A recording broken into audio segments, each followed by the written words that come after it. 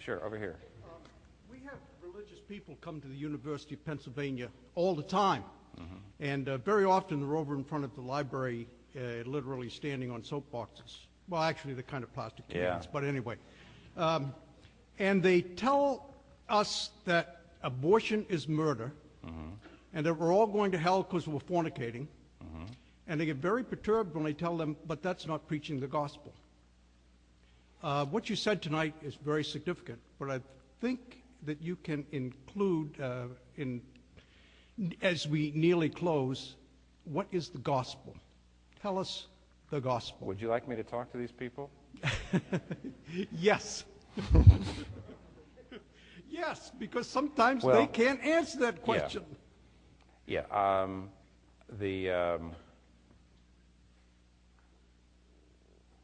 You know, when near the end of it's the book of Jude, which is near the end of the Bible.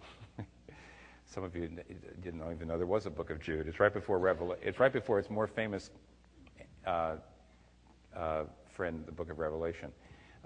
And there's a place Jude is writing to a church, and one of the things that always amazes me there is there's a command of the church that says, "Be merciful to them that doubt." Be merciful to them that doubt.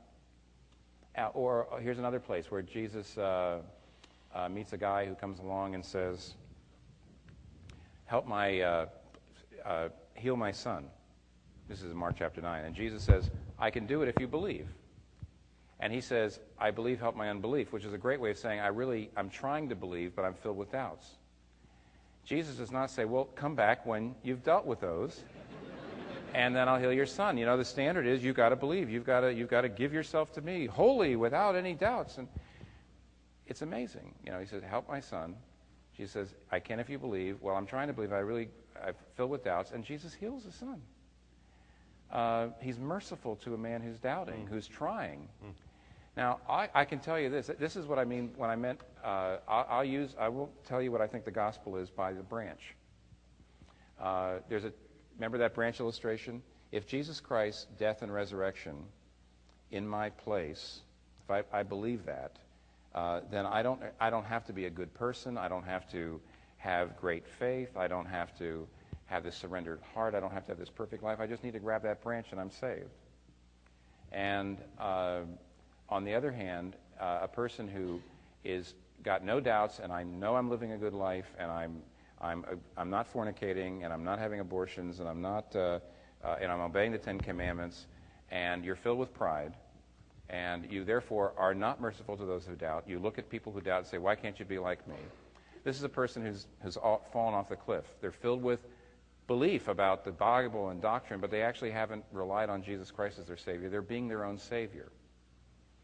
So Christianity says religion, traditional religion, which produces Pharisees, is I give God a good record, and then in response to that, he blesses me.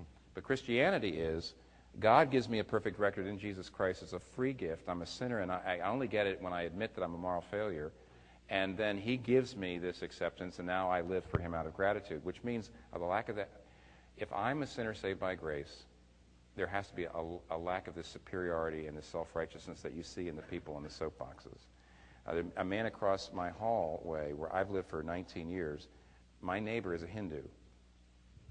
And I look at him, and as far as I can tell, he probably is a more moral man than me. He may be a better man than me, even thought of broadly. He's certainly a better father than me.